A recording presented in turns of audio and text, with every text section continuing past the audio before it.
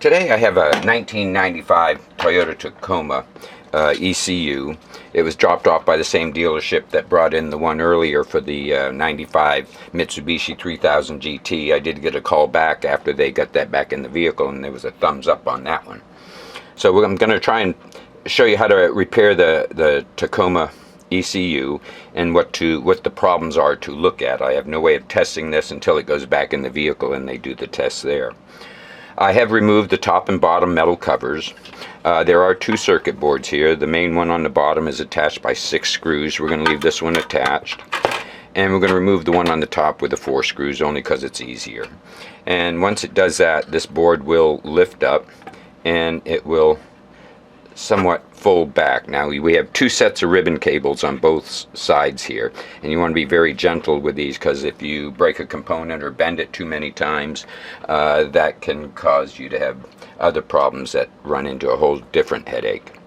But what we're looking at again are the electrolytic capacitors. There are 5 of them in this unit.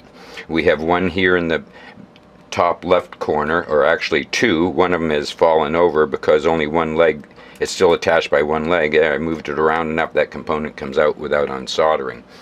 It does show major signs of blackness down here on the circuit board.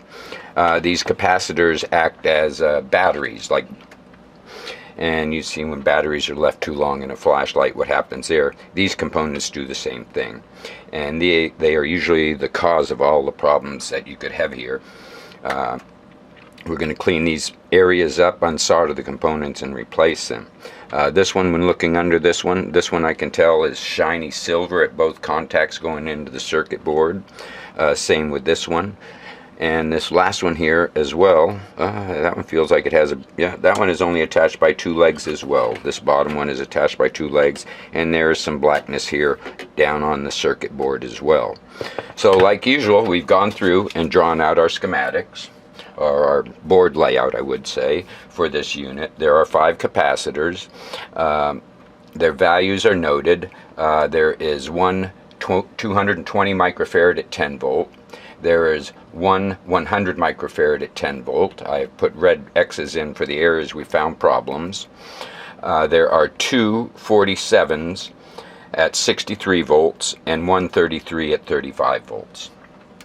Now, I'm going to clean up the circuit board, remove these components, clean up the circuit boards, and replace these components. Okay, I went through with a couple of Q-tips and cleaned up the circuit boards, and after doing that, I got the sanding pen out, and this allows you to clean somewhat similar to sandpaper, but this is much finer than any sandpaper. And we've gone down and rubbed it in these black areas to remove the deterioration that migrates along the circuit board traces.